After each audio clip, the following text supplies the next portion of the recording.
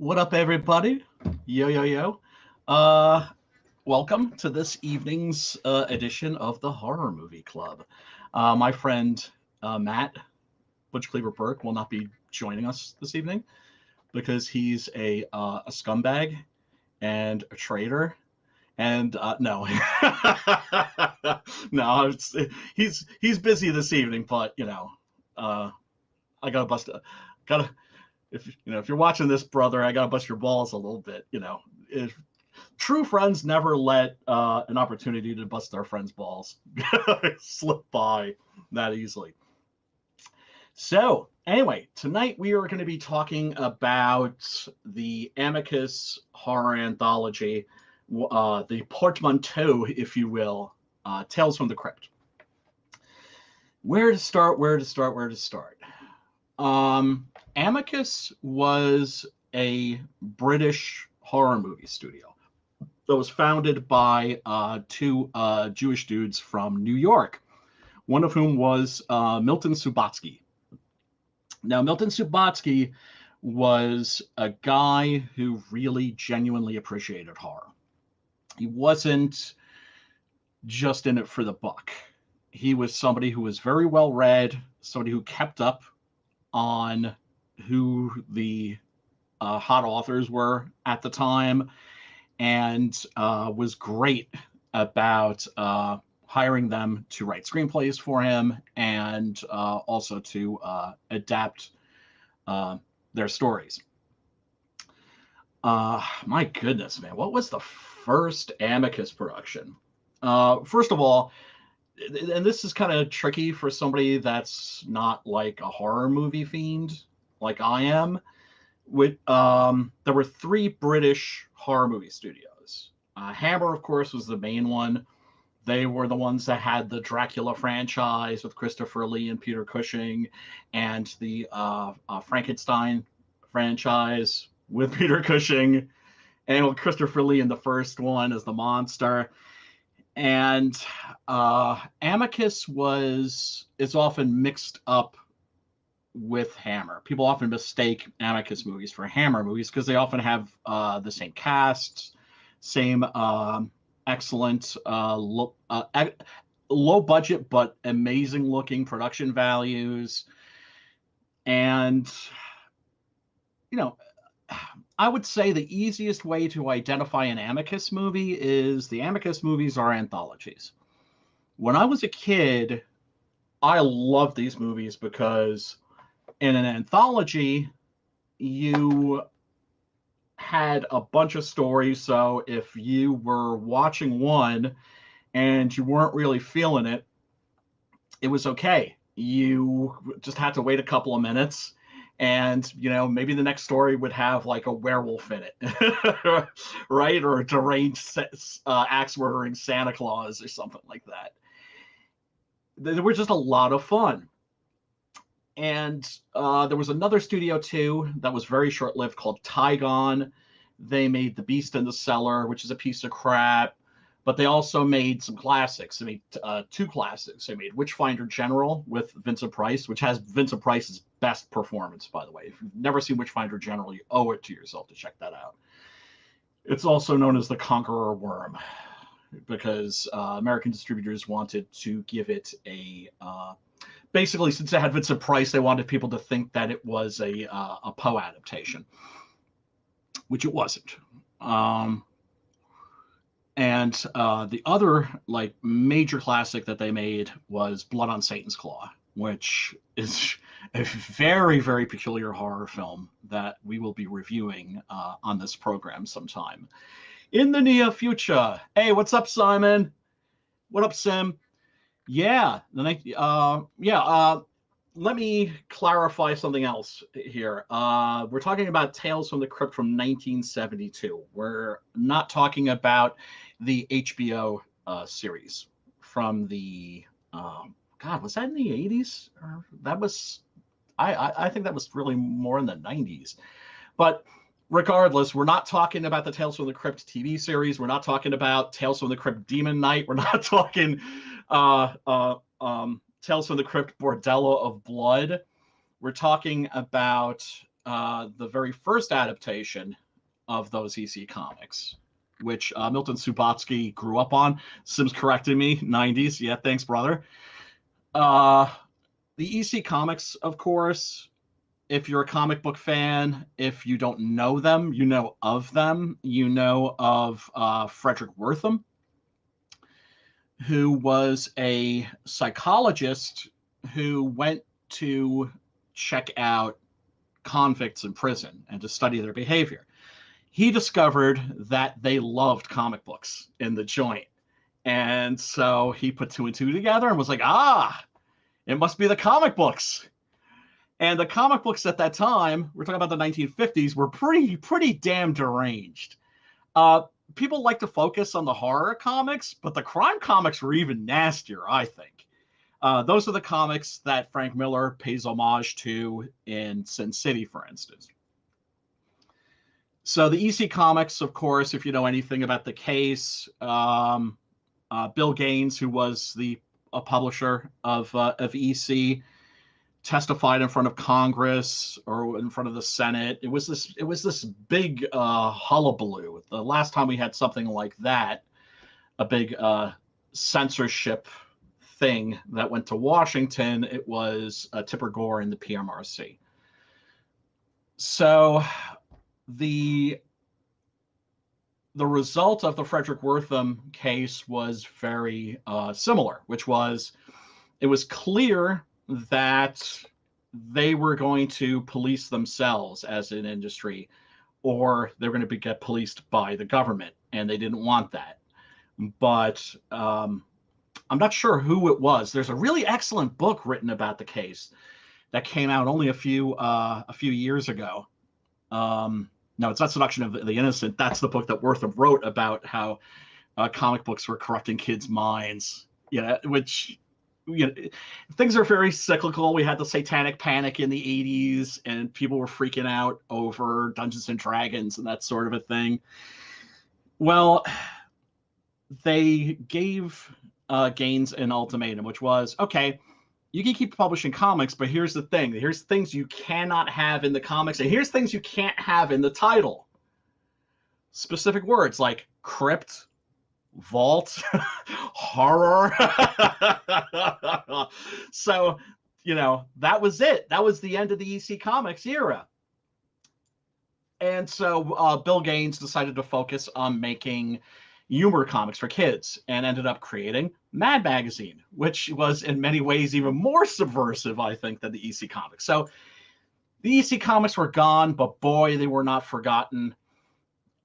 An entire generation of horror writers and horror filmmakers, Subotsky amongst them, fell in love with those comic books, and they never forgot them.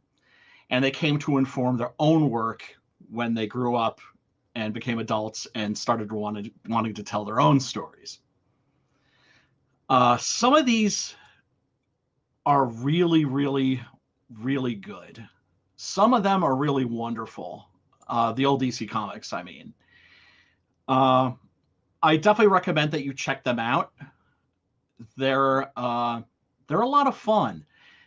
But what I really like about this Tales from the Crypt 1972 is that unlike the series on HBO, unlike Demon Knight and Bordello Blood and all that stuff, this one's poker-faced.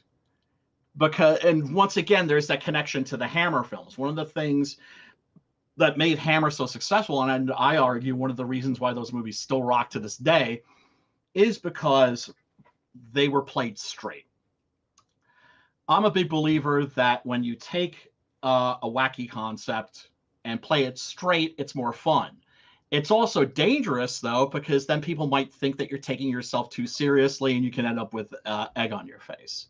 So it's the more ballsy decision to play it straight. And the actors always played it straight in the Hammer movies, and very much so in the Amicus films.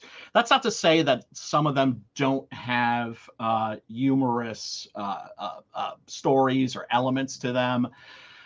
Some other Amicus movies are Asylum, which was written by Robert Bloch. The House That Dripped Blood, Vault of Horror, which was the follow-up, of course, to Tales from the Crypt. For this one, Subotsky hired Freddie Francis. Freddie Francis was a very experienced Hammer director. Once again, why it's very easy to mix up Amicus with Hammer. Freddie Francis was originally a cinematographer. He directed my favorite of the Hammer Dracula movies, Dracula is Risen from the Grave, and went on to be a cinematographer for Hollywood. He ended up doing, my goodness, The Elephant Man for David Lynch, which was David Lynch's first big studio feature film, because Mel Brooks decided he was going to take a chance on this wacky kid. So let's see. I got screen caps. Now let me see about sharing them. Now, there we go. As it says, an Amicus production. And like the Hammer movies, these are relatively low budget films, but they don't look low budget. And that's because they used a lot of the same sets, a lot of the same costumes that were being used for the bigger films. So it's very difficult to tell the difference. Oh yes, Sim saying the original Crypt Keeper looked more like Sam Elliott in Ghost Rider, but creepier. In this, he's played by Sir Ralph Richardson. Sir Ralph Richardson, of course, one of those legendary British actors like Sir John Gielgud, came from a Shakespearean background. I really love the beginning of this movie because it starts out with these people who were, and that's basically how most Amicus movies begin. People are entering a room, or they're entering, in this case, of course, catacombs, or they're getting on a train. They're in some kind of a contained space, and there's always a crypt keeper-like figure. Not always, but usually a crypt keeper-like figure who then proceeds to, read their fortunes or, predict their futures. And then at the end, you always discover that the people are already dead. I don't think that that's a big spoiler. If it is, well, suck it up. This movie was made in 1972. If you haven't seen it yet. And this, I have to say, the print that's on Tubi, there was a recent Blu-ray, and the version that's on Tubi, which you can watch, click on the link below. It's pristine. Like, you've never seen this movie look this good. I've never seen this movie look so good. And this was one of the first movies that was released on VHS, when VHS was a new thing, and Hollywood was very reluctant to put their new films on video because they figured, like, oh my God, if people can just go to a video store and rent movies, that's going to be the death of movie theaters. And which is ridiculous, of course, but it's like the music industry with streaming and downloading and all that stuff. They were very, very late to the game. Suits don't get to where they are because they're competent. They get to where they are because they're really good at stepping on other people. And once they get to where they're going, they've actually done studies about this, about sociopaths. They're great at climbing the corporate ladder, but when they get to where they're going, they suck at their jobs. And so the early movies that were on VHS in the video stores, they needed to pad those shelves. And so there were mostly older films. And if you were like me and you were a horror fan, it was a bonanza, because there were a lot of movies that maybe you'd seen on television, but you'd seen them edited. Mind you, the VHS versions of these films were pan and scan. Sometimes they were edited. This one I don't believe was. But Dario Argento's Tenebrae, for instance, was, had like a half an hour chopped out, and not judiciously. It's not like an editor went in there and was careful about what they were doing. They just took a huge chunk of the movie out, and it was completely incoherent. Now we're living in this wonderful age, that started with DVDs, where you could get these movies in widescreen transfers, unedited, and now you can watch them on streaming, which is freaking awesome. So, like I said, this, like most Amicus films, begins with a group of people that are on a tour group to some catacombs in what was a former monastery, I believe, monks that were hiding from Henry VIII when he was doing this thing against them. Here's a little interesting image I should share. There it is, based on stories written by Al Feldstein, Johnny Craig, and Bill Gaines, originally published in the comic magazines Tales from the Crypt and The Vault of Horror by Bill Gaines. That's another thing about Subotsky's / Amicus's Tales from the Crypt and Vault of Horror, is they are not necessarily adapting stories that are from those specific comics. They mix and match, which is perfectly fine, since they were pretty much indistinguishable from one another. And look at this beautiful shot here. Oh, no, there is the catacombs. Yes, these people must go into the catacombs, which are very dark and spooky. So there's a tour group that's going through the catacombs, but there's a group of 5 people who break off from it and find themselves drifting down a very, what basically looks like a caved hallway in a Dungeons and Dragons game. Well, I shouldn't, not to diss it. Actually, the sets of this are really pretty remarkable, I think. And there's Ian Hendry. There's Joan Collins in the middle. Joan Collins, who became famous in America for being like one of the original MILFs or cougars in the primetime soap opera series Dynasty. And here, boy, does she, I mean, if you thought she was a bitch in that. Yeah, and there's our cast of characters, each of whom bears a terrible secret. And so they're going down this passage, and suddenly there is a door that opens. I should say that scrapes open. You can hear like a stone grating against stone. And they go in and they take a look around. And I love this. It's like a circular shot where the camera comes full circle.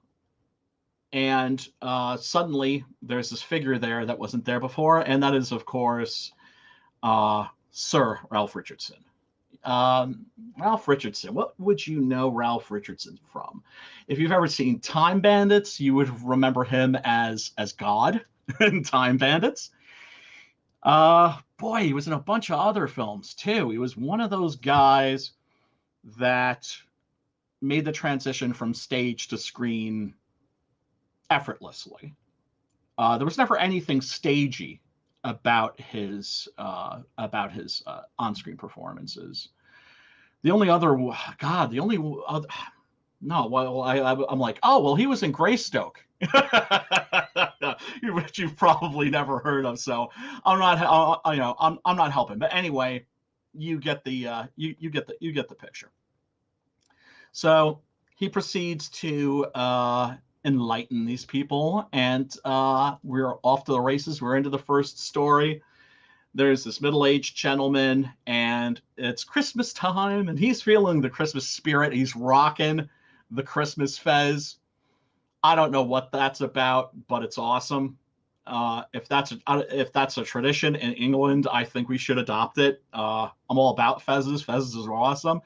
So, he's being very Christmassy. He's like checking the presents under the tree.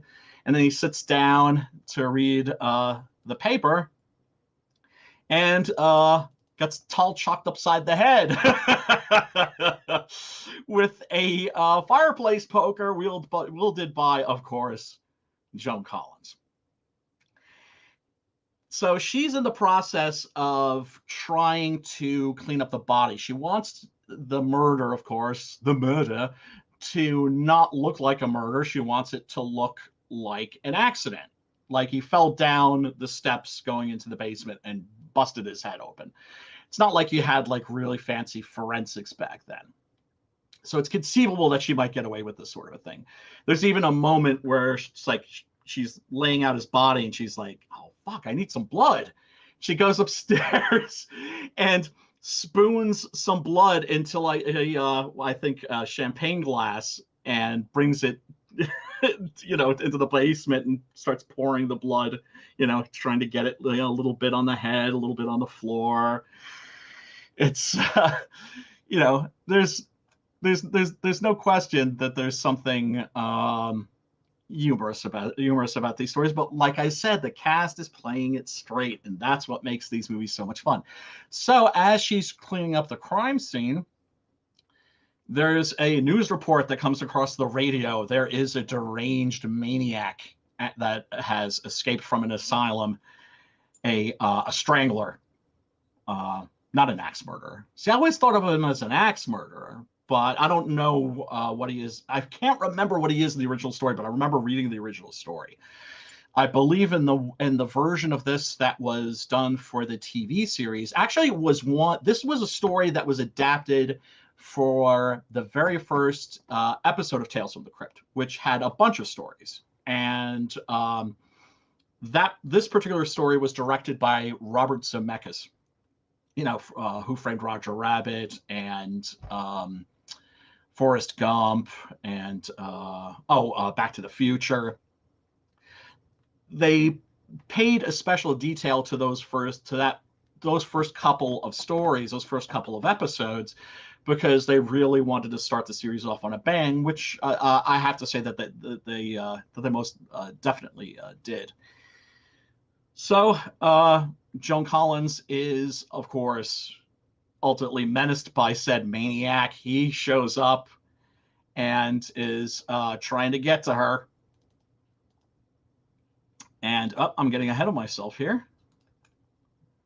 Let me pay a little more attention to those thumbnails. So she's basically trying to cover for herself, trying to cover up the murder while avoiding getting murdered by this maniac in a Santa Claus costume. I'm not sure, but I think that this, meaning the character that was in the original story, in the original EC comic, may be our first homicidal Santa Claus. There have been many since, of course. Most notoriously Silent Night, Deadly Night, which was the center of a big censorship scandal, a moral panic when it was released in the 80s, which of course just sent the box office through the roof. The relationship between censors back then and artists was almost a you scratch my back, I'll scratch yours kind of a situation where preachers would go on TV and be like, this is an outrage, send me your money. And people would, of course. And so it ended up working out for everybody. Everybody got pizzade. Another one is Christmas Evil, which is a special favorite of mine. Although the best murderous Santa Claus movie, without a doubt, I think is Dial Code Santa Claus. It's got a bunch of different names. Deadly Games is probably how you'd see it here. It's a French movie. And wow, I only saw that relatively recently, and it absolutely blew me away. I would love to do that on this show sometime. It's a really exceptional little movie, and was in many ways, a lot of people feel, the basis, the inspiration for Home Alone, since the targeted victim of the Santa Claus maniac is a little boy who is very smart and inventive and creates all these traps for evil Santa Claus to walk into. This gets the movie off, I think, to a really solid start. You know, it helps establish the mood. And the mood, like I said, is generally played straight. I have to say, having not seen this movie in, I don't know, 10 years, maybe more than that, I was surprised by how good it is. Uh, how effective it is, actually, as a horror movie. Naturally, these stories are always morality plays. The standard format, and you'll know this if you watch the uh, uh, um, Tales from the Crypt series, or if you've seen or read the EC comics, is you have a really bad person who does something really bad, and then something supernatural happens, or not. Well, not always. Sometimes they get their comeuppance and by non supernatural means, but they always get their comeuppance. They're they're very fairy tale like in that regard. Except where fairy tales, Grimm's of course, um, focus on the heroes, the EC comics focus on the villains. It's all about the bad people. If there are any good people, they usually are the ones who get murdered. Um, let's see. Ah, yes. And then the next story I have to say is a really, really, really strong one. In it, Peter Cushing plays this kindly old man, a widower, who is very fond of children.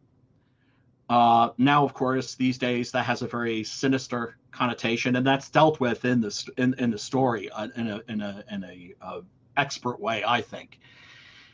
And he happens to have a neighbor who is a complete elitist son of a bitch. He doesn't like the fact that he and his father, their mansion is opposite his ramshackle home.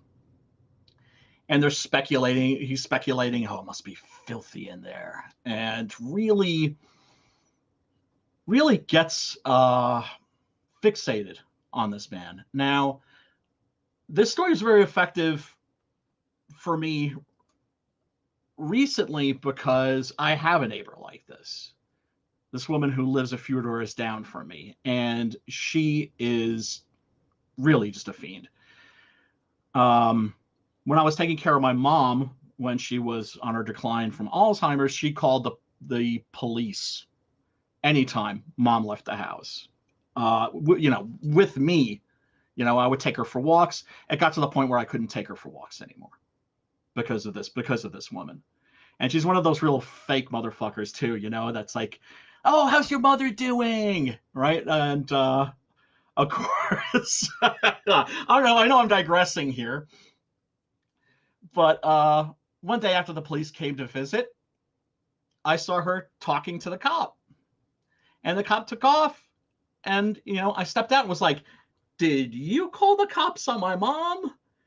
And she was like, oh, no, no, no, no, no, no, no, no, no. Methinks the lady doth protested too much. She was running around like a chicken with her head cut off. Neighbors were coming over and excoriating her. How dare you? Because everybody loved my mom. But anyway, stories like this, when I saw them as a child, these were warning me about people like that, because they do exist. They are very real. That there are people that can bear a terrible enmity towards you that seems almost random, and are so cruel that they will go out of their way to make life difficult for you. So the first thing that he does is he takes the old man's dogs, which is horrific. Then he that's not enough for him, so he gathers a bunch of the local parents and is like, well, you know, this old man, he seems to be spending a lot of time with your children. Your children are spending a lot of time with him. Gee, I wonder what his motive is, right? Implying, of course, that he's a pedophile. And so the children stopped coming to his home. And the children were a great source of joy for him because, as this evil son of a bitch points out, he would go to a garbage dump and he would find toys that were broken and he would repair them, he would fix them and give them to the children. This motherfucker, of course, he doesn't see anything beautiful in that. To him, it's just very low class. So he gets the local mothers on his side, and so the children stop visiting. And then Valentine's Day comes along, and he sends this character a bunch of Valentines, all of which are basically telling him, go kill yourself, which the old man does. This scene in particular is heartbreaking, heart-wrenching, and that's because of Peter Cushing. Peter Cushing, when he made this, had only recently lost his wife. He was, everybody said, absolutely devoted to her, and was beside himself with grief when she died. She even left him a note saying, like, hey, now that I'm gone, don't you dare kill yourself. We'll see each other again, I promise you, but don't you dare kill yourself. And I think for this, he tapped into that grief. And it is, I was really surprised. It's a freaking EC Comics movie. And I got really choked up in a way that I never had watching this movie when I was a kid. So he takes the advice that's said to him, and he kills himself. He hangs himself. Yeah, this is one of the cards. Really just evil, vicious shit. And it's interesting because, once again, I hate to get personal. My mother was a victim of elder abuse, and I think maybe that's why this affected me as strongly as it did. I live in America. We're a society that throws its old people away like garbage. This is very much a story about an old man that is, well, not even just tossed aside, as directly victimized, which my mother also was. I promise I'm not going to turn this into a big personal thing and a downer. But I think when art touches us in a very personal way, it's okay to talk about why it has the effect that it does. And so he kills himself. A year goes by, and it's the anniversary of Valentine's Day. And we get what I think is easily the best representation of a corpse rising from its grave, EC Comics style. It's been done many times before. I don't know that it's been done in a way that's quite as eerie and effective as it is here. The makeup effects were by Roy Ashton. He was the makeup artist for Hammer. And he did a really exceptional job here. There was something about, I know exactly what it was about Peter Cushing's face. Peter Cushing had a very sort of skull-like face.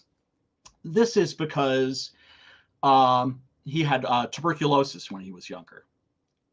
Christopher Lee said when he first met Peter Cushing, this is in Tall, Dark, and Gruesome, his autobiography.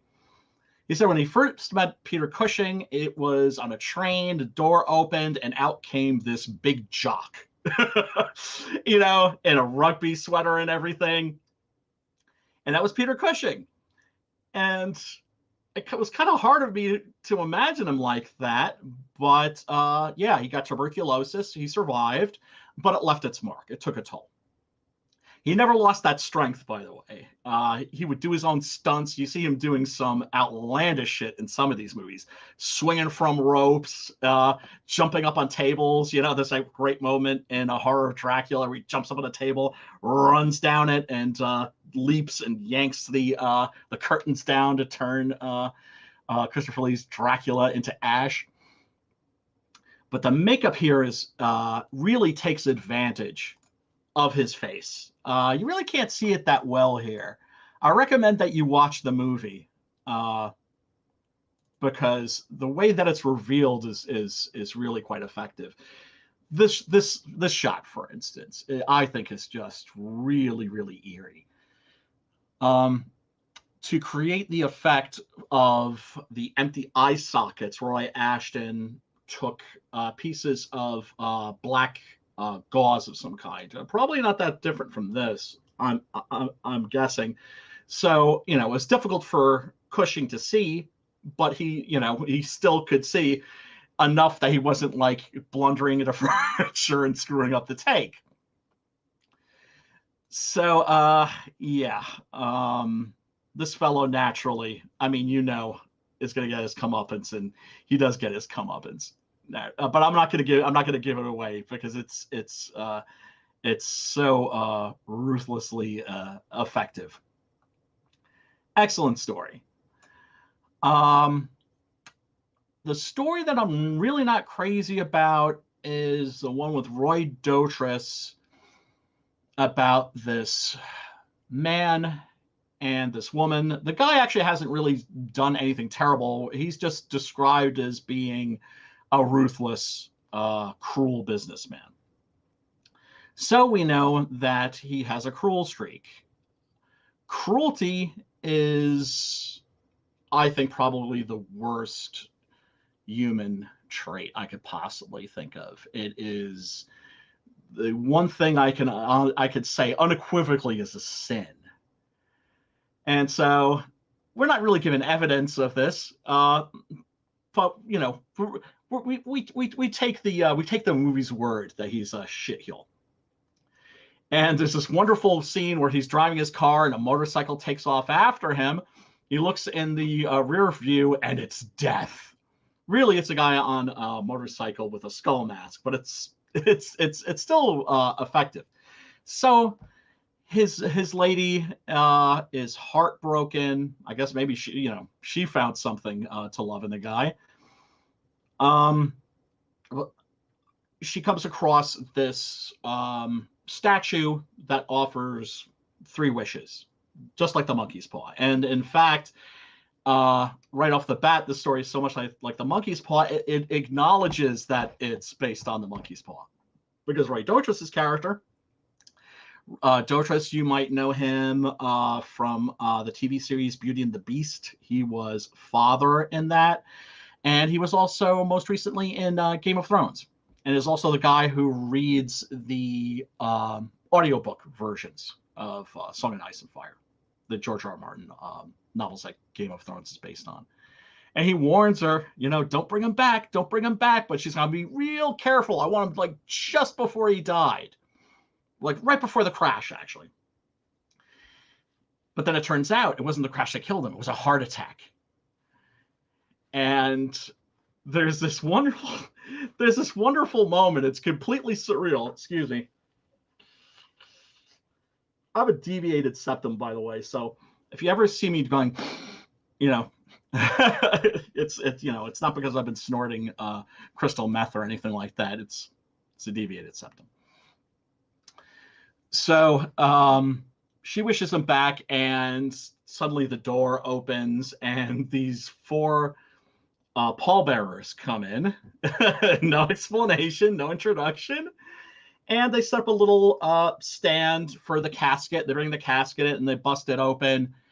And she wishes him alive and immortal. And it doesn't turn out well. It doesn't turn out well at all. In fact, he comes back to life screaming because he's been embalmed. And so it's like having acid in his veins and his arteries. So in a panic, homegirl here starts hacking him up with a katana, with a samurai sword. And since she wished him to never die, every piece of him is still alive and twitching. Actually, yeah, I'm being a little too hard on this story, because there's no real bad stories in this. The last story, holy shit, man, holy shit.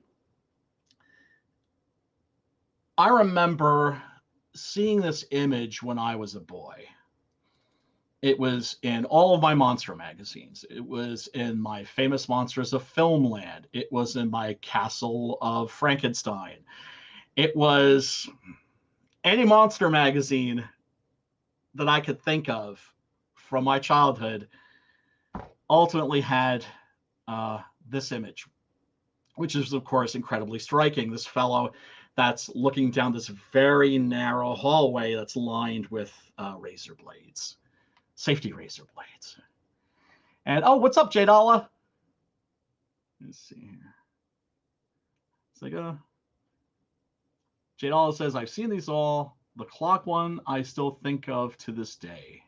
Clock one? What was the clock one? Much you have to refresh my memory there, Jade Dollar Dog. Oh, with the teens on the clock and they all die from the creator in the pond? Oh, the creature in the pond. Oh, homeboy, you're thinking of Creepshow 2, which is an anthology movie, of course, but it's not an Amicus anthology movie, and is not based on the EC Comics, but is inspired by the EC Comics. Creepshow, of course, is now a TV series that's on Shudder. That's produced by Greg Nicotero. Some of the stories are great. Some of them are shit. Some of them are just excuses for Nicotero to make monsters, I guess, that he's always wanted to make. But some of them are really good. And overall, I do like the series. The original Creepshow, of course, was a 3-way collaboration between George Romero, Stephen King, and my man Bernie Wrightson, who ended up doing the graphic novel adaptation of Creepshow. And I think Creepshow is on Tubi. If you folks haven't seen that, definitely check it out. The Amicus anthology films have been imitated a lot, usually not very well. There are quite a few anthology series out these days. The way that they're doing them now is you generally don't have one director or one producer. You have a bunch of different filmmakers that are making their own films, and they throw them all together with, what's known as the wraparound story that connects them in some way. And those, like the first VHS I thought was okay. There's one episode in VHS 2 that I think is a lot of fun. The last one, VHS 94, I can't say there were any stories in that stood out in particular. Tales of Halloween, Scary Stories to Tell in the Dark. This is a horror movie tradition. Amicus did it first, and I would say that they did it the best. No, actually, let me take that back, because the first horror anthology movie, I can't remember the name of it, because it's a silent movie. I know that it was remade in sound. It's a German movie. It's called Unheimlichen Geschichten. Say that fast 3 times. Unheimlichen Geschichten, which means uncanny tales. The word uncanny means, I'm not going to get into the whole etymology of the word, but the word uncanny means literally like, like unheimlich. Heim means home. So, and heimlichen means homely, right? Like, I don't mean homely like ugly ass. I mean homely as in like, homely comforting. And so it's unhomey is what uncanny means. In other words, something that sets you off and makes you feel very uncomfortable.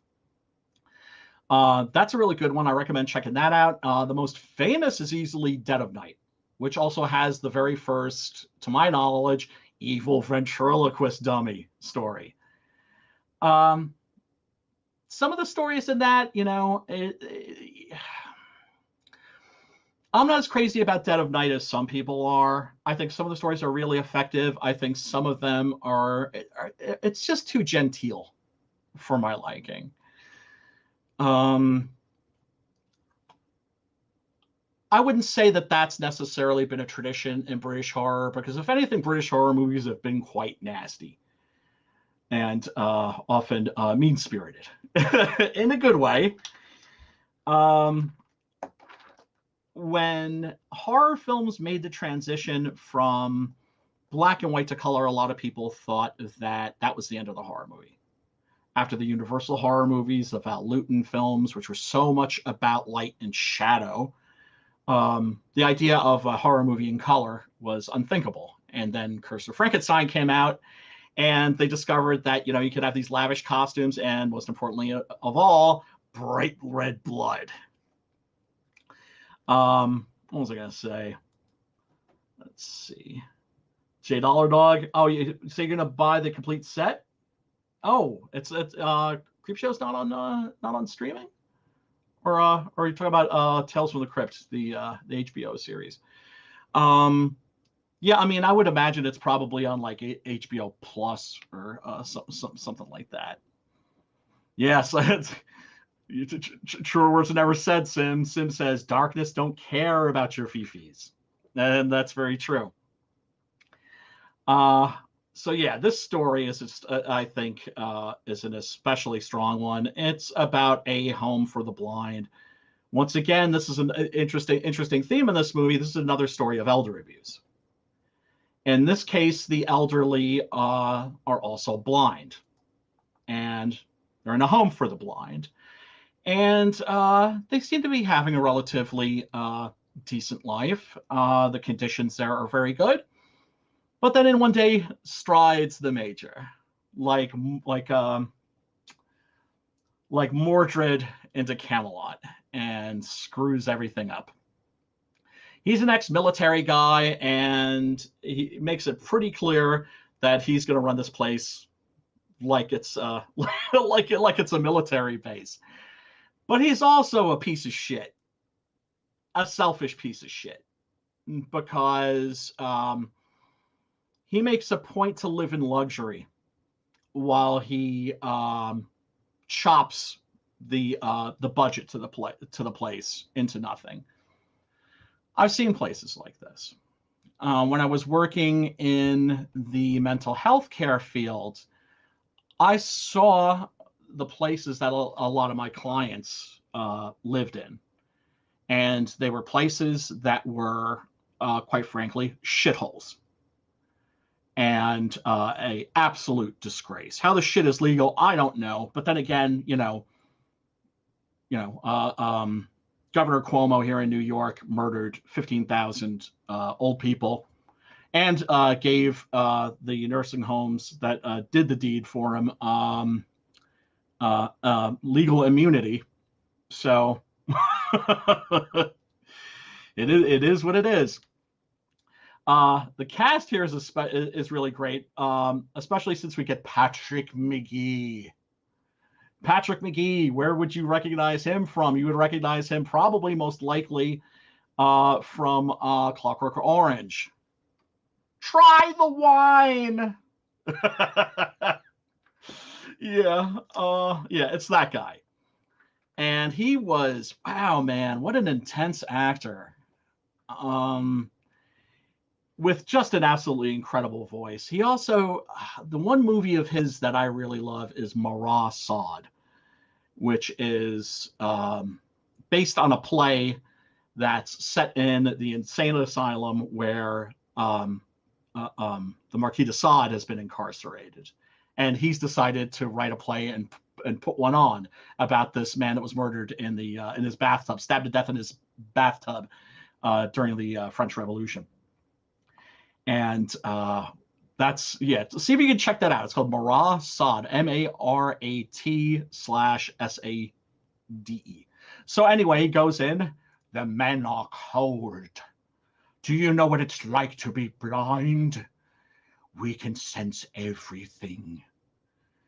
If if the room is filthy, we feel every speck of dirt. If we're cold, we can feel it deep down in our bones. Uh Naturally, the major is just like, yeah, tell it to somebody who gives a fuck. And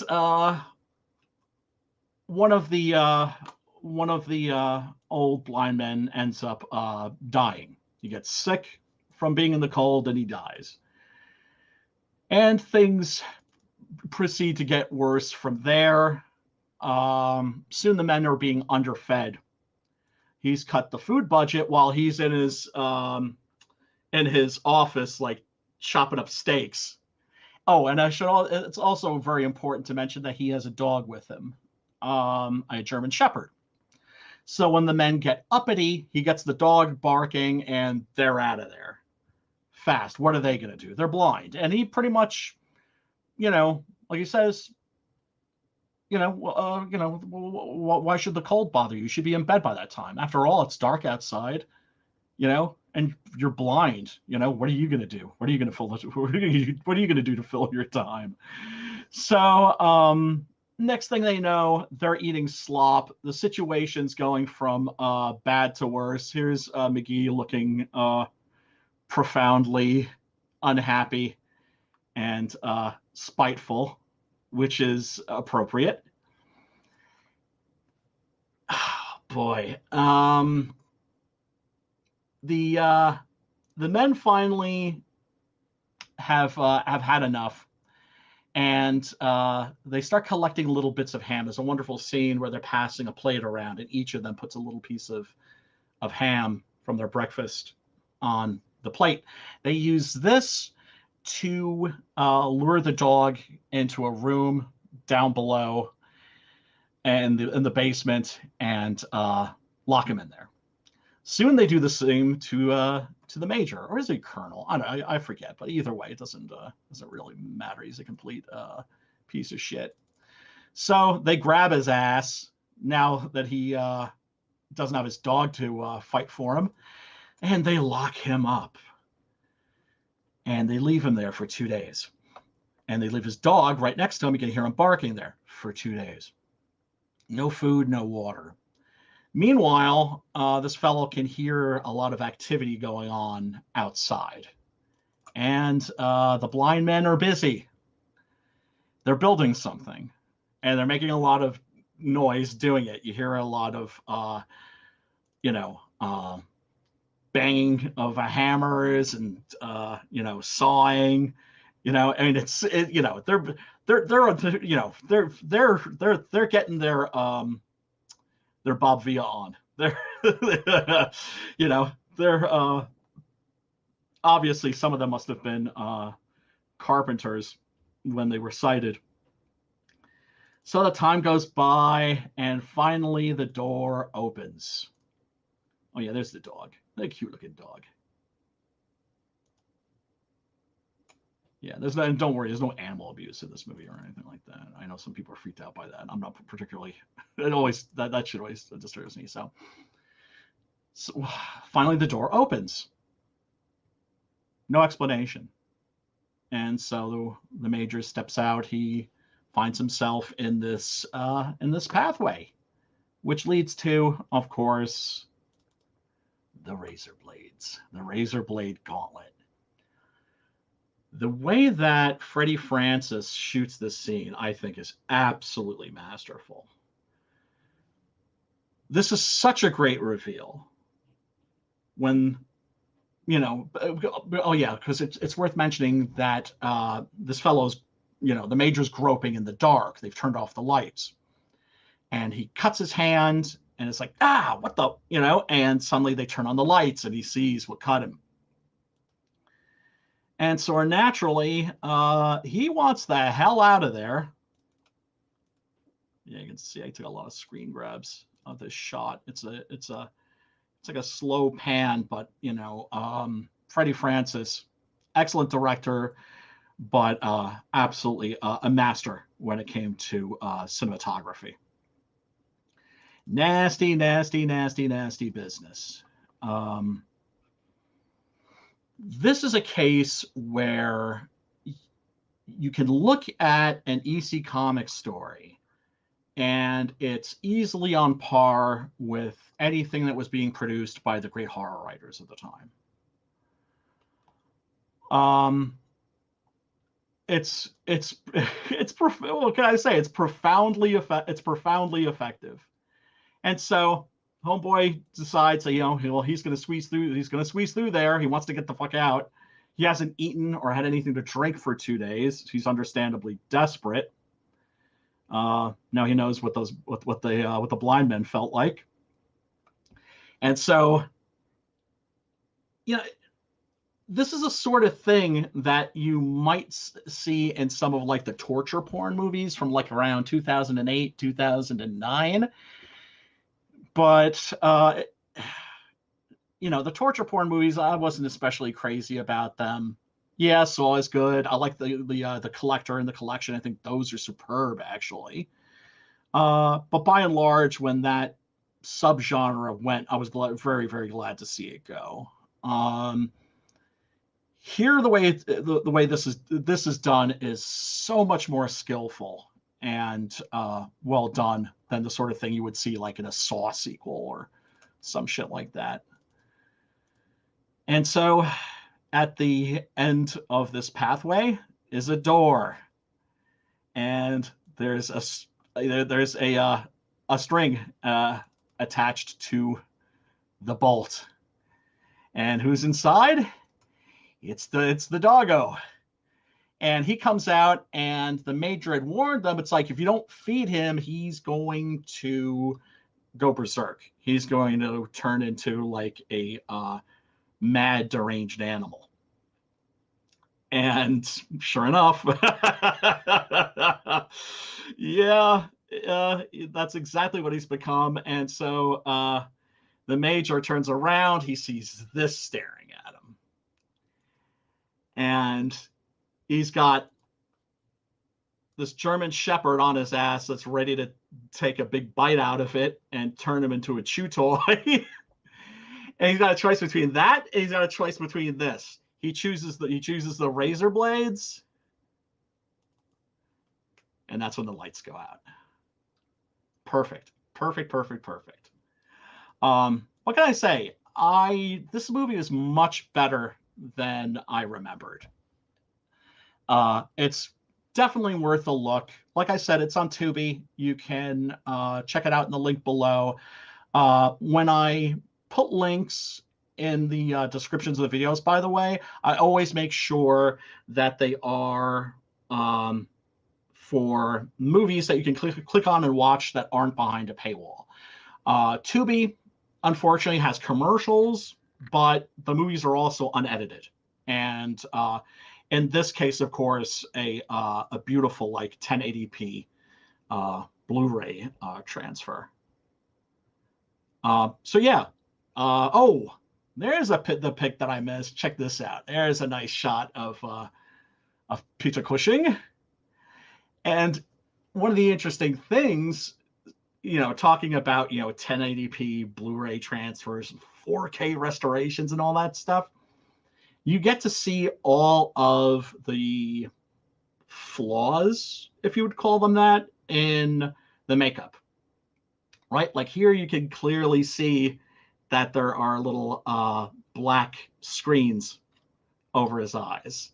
You watch this on TV, you watch this on home video, they look like empty eye sockets. That sort of a thing never bothers me. Disbelief has always been very light for me. Not, disbelief is heavy. It's not light. You have to make an effort to suspend it. It's always, I think, been easier for me because I grew up in an era watching a lot of old horror movies because they were on TV all the time. And I think a lot of the younger generation, unfortunately, didn't grow up with old horror films.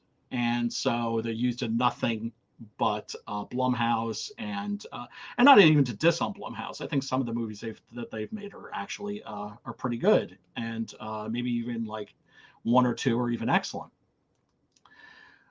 But if you haven't seen a lot of classic horror, you could definitely do worse than Tales from the Crypt. Subotsky went on to do a bunch of movies, anthologies after this. The last one he did was called The Monster Club. This was no longer Amicus. This was Sword and Sorcery Productions. Oh, we got a porn spammer. Let me see what I can do about that. Okay, they're blocked. I mean, do they actually think that they're going to get any clicks? Oh, it's a bot, you know. It's not exactly capable of nuanced thought. But as I was saying, you could, you know, if you want to check out an older horror film, you could do much worse than Tales from the Crypt. It really is a solid effort. It's much better than I remembered. Not that I ever thought it was a piece of garbage or anything, but it is a really, really excellent, solid horror film. So, for next week, let's see. What should I do for next week? I'm thinking maybe Blood on Satan's Claw. If you haven't seen that, now that's not Hammer or Amicus, that's Tygon, remember? Wow, that's because I haven't done any devil movies yet, and that is one of the wackiest, and one like wacky in like a really wonderful way. So yeah, I think that will be it for this evening. Everybody in the chat, Jadala Dog, Sim, anybody else that's out there cold chilling, much love, and I will see you next week. Peace and love. Stay scary.